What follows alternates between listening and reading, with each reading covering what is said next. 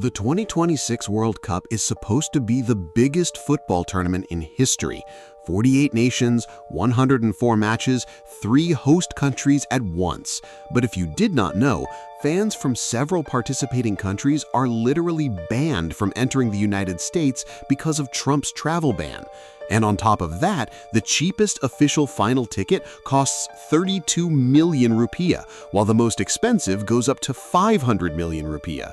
And what made me even more furious is FIFA already leaked plans to hold the World Cup every 2 years just to squeeze more money out of the sport. And the players themselves, including Haaland and Mbappe, have already signed a petition protesting FIFA directly. So who exactly is the 2026 World Cup actually for? And is the football we love being slowly killed from the inside? We break down everything in this video, so stay with us until the end. Let me start with something strange, something that logically should not make sense, but the reality is exactly that.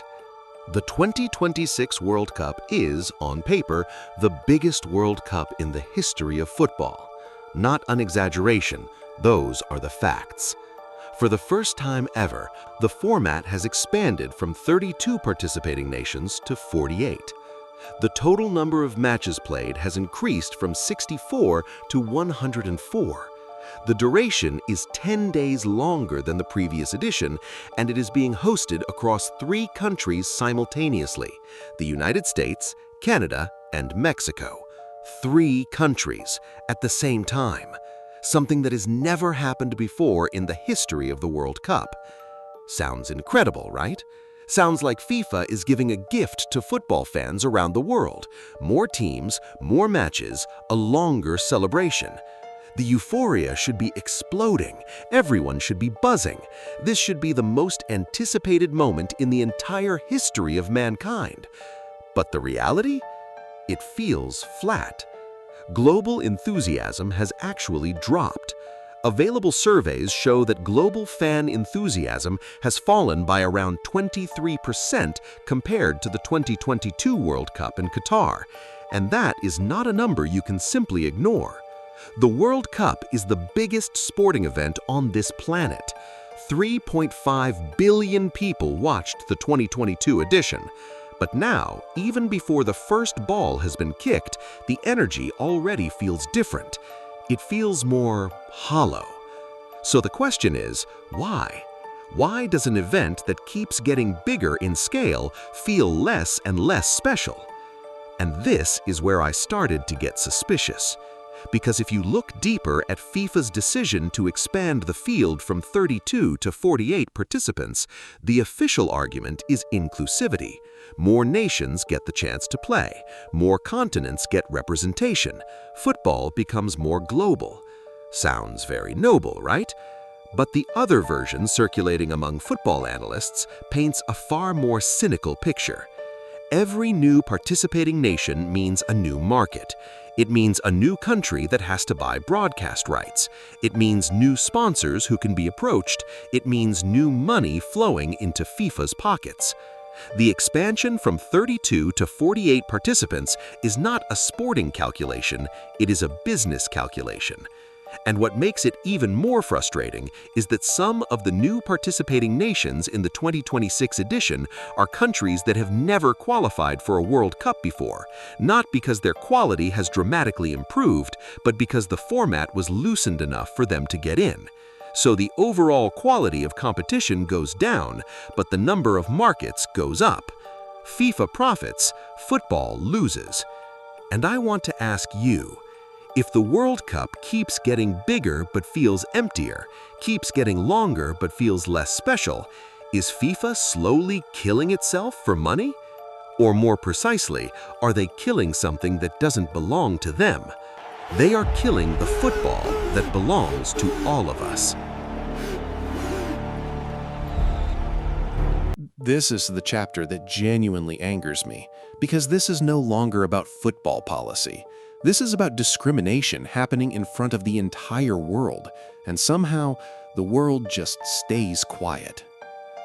Here is the situation. The 2026 World Cup is being held in the United States, Canada, and Mexico.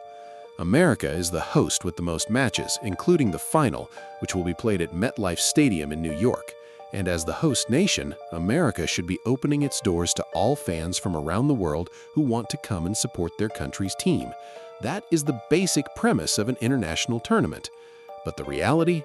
Citizens from Haiti, Iran, Senegal, and Ivory Coast, countries whose teams qualified and are playing in the 2026 World Cup, are banned from entering the United States, not because they are criminals, not because they are terrorists, but because the travel ban imposed by the Trump administration has closed the door to citizens from certain nations. And those nations, by coincidence or perhaps not by coincidence, are poor countries, countries in Africa and the Middle East. The situation is even more absurd than that. The Iranian national team is allowed to enter America only on match day. After playing, they must immediately return to Mexico.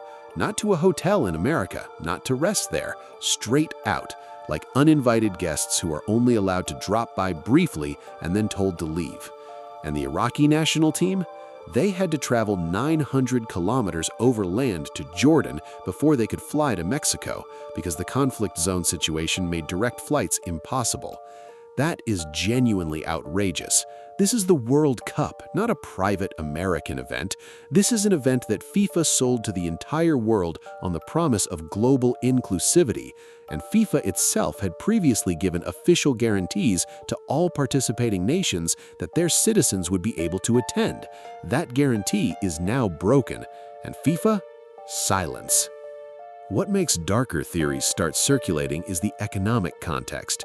Stadiums in America are selling tickets at insane prices, which we will discuss in more detail in the next chapter. And if you think about who can afford to buy a ticket worth hundreds of millions of rupees, the answer is clearly not fans from Haiti or Senegal. So some people are saying the travel ban is not purely about national security. It is a subtle way of ensuring that the seats in American stadiums are filled by people who have money, people from wealthy nations, people who can pay a premium. Selective football, a World Cup designed for a specific class of people only. And the greatest irony of all, America earned the right to host the World Cup on the promise of opening itself to the entire world, inclusive, celebrating diversity. That was their pitch to FIFA during the bidding process. And now, they are banning some participants from entering their own country. I want to ask seriously, how can a tournament be called the World Cup if part of the world is banned from entering to watch it? If the previous chapter made you angry about who is banned from entering, this chapter will make you angry about who, even if they were allowed in, still could not afford the tickets. Because FIFA at the 2026 World Cup is for the first time applying what is called dynamic pricing, meaning ticket prices can fluctuate according to market demand, a concept normally used by airlines or hotels, now being used to sell World Cup tickets. And the result? Absolutely insane. The cheapest final ticket, the cheapest, not the good ones, is being sold at $2,000. That is around 32 million rupiah for one match, to sit in the corner seat, furthest from the pitch, the worst position possible. And the most expensive official final ticket? $33,000. That is over 500 million rupiah for one ticket, one match, 90 minutes plus injury time. 500 million rupiah. Let me repeat that so it lands. 500 million rupiah for one World Cup final ticket. And that is the official price before scalpers, before exclusive hospitality packages, before transportation and stadium parking, which according to reports have also multiplied several times above normal prices in the host cities.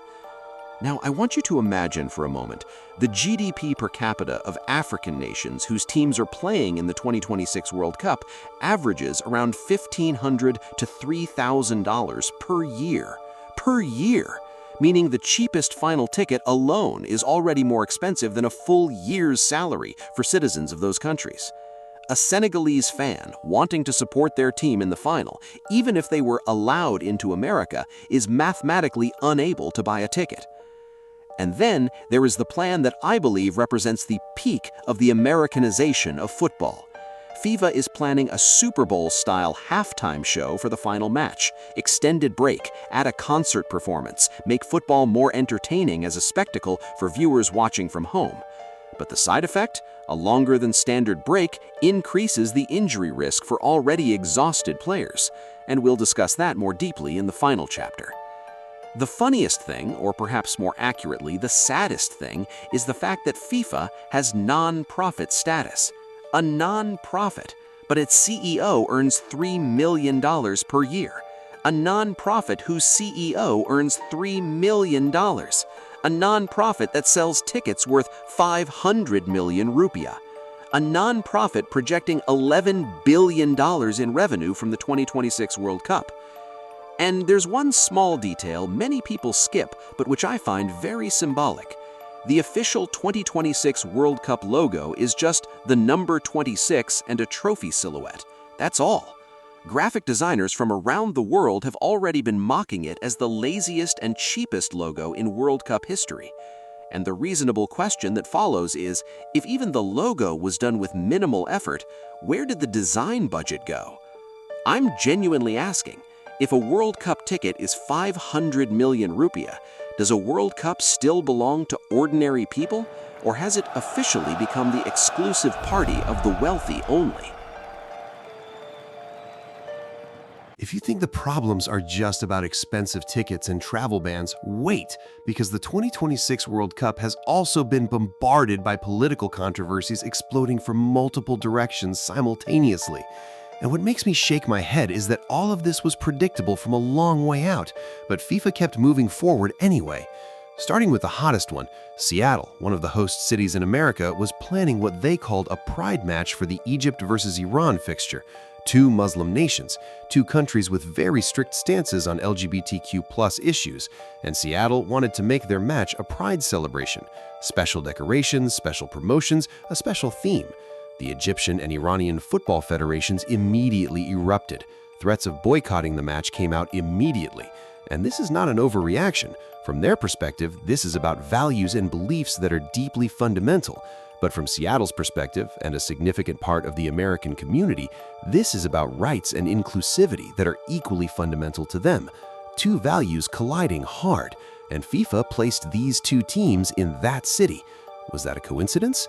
Many parties do not believe it was a coincidence, because controversy equals media coverage equals millions of dollars in free advertising value for FIFA without spending a single cent.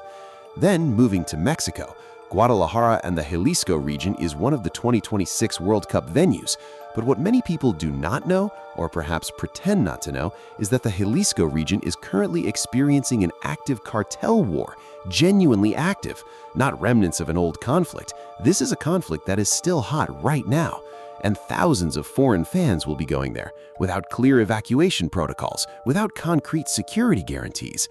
FIFA knows this. They kept moving forward anyway. Not finished yet. In Mexico, thousands of teachers carried out protest actions by damaging World Cup decorations and threatening to boycott the opening ceremony. This is not random vandalism. This is an organized protest about salaries and working conditions that the government has long ignored.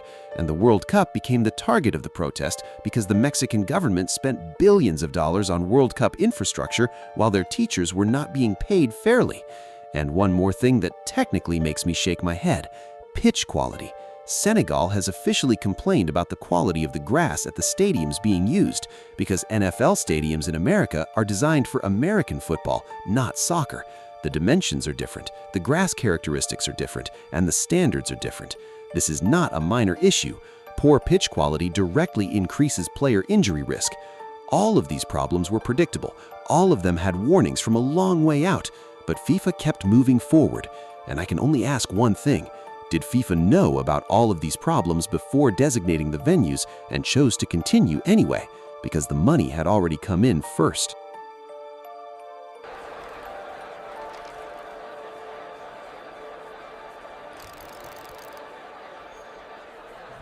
This is the final chapter, and it is the most important chapter, not just for Indonesian football fans, for everyone around the world who still cares about this sport.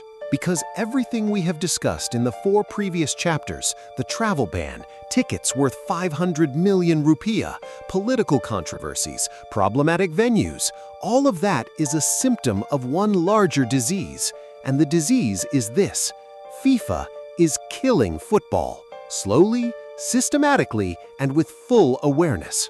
Starting with facts that have been officially raised by FIFPro, the global players union representing more than 65,000 professional footballers. FIFPro has officially issued a stark warning about the threats to the physical and mental health of players due to an increasingly inhumane schedule. The average top-level player now plays between 60 and 70 matches per season. Per season! That is not a normal number. That is far above the medically recommended safe threshold. And team doctors from several national teams have already stated that the risk of serious injury has risen by 37% due to chronic fatigue experienced by players. 37%! Almost double the risk compared to normal conditions. And who is most affected? The best players in the world: Erling Haaland, Vinicius Jr., Kylian Mbappe, the names that are the reason millions of people buy tickets and subscribe to broadcasts. They have already stepped forward personally. They have signed a protest petition to FIFA about this inhumane schedule. The best players on the planet are openly saying the current system is too heavy for the human body. And FIFA? They are moving forward with plans to hold the World Cup every 2 years. Every 2 years! FIFA leaked this plan, and it means the World Cup, which has always felt sacred because it arrives once every 4 years, a rare moment that makes the entire world pause, will lose its exclusivity. If the World Cup becomes a biennial event, it is no longer a special occasion. It's just a regular tournament that happens to be large. And that is not a sporting calculation. That is a business calculation. More frequently equals more money flowing into FIFA. What makes me most emotional is this fact: not a single top player can refuse a World Cup call without major consequences. They have no real choice. If they refuse, their international career is over, their reputation is destroyed, their sponsorship contracts could be affected. So they play even when their bodies are at the limit, even when they know the risks, because the existing system forces them to keep playing until the very end. Some people call this modern gladiatorship, and I don't think that comparison is an exaggeration at all. In ancient Roman times, gladiators were forced to fight for the entertainment of audiences and the profit of the organizers. If they were injured or died, they were replaced by new gladiators. The system kept running. Now, football players are squeezed of their schedules until nothing is left for the entertainment of billions of viewers and the profit of FIFA and the major leagues. If they are injured, there are young players ready to step in. The system keeps running. And who genuinely benefits from all of this? Not the players whose bodies are being sacrificed, not the fans who are banned from entering or can't afford the tickets, not the developing nations whose teams are competing but whose fans cannot attend. Who benefits? Is FIFA with its projected revenue of $11 billion. Who benefits? Are the broadcast rights holders who paid billions for exclusive coverage. Who benefits? Are the corporate sponsors whose brands are displayed in front of billions of pairs of eyes.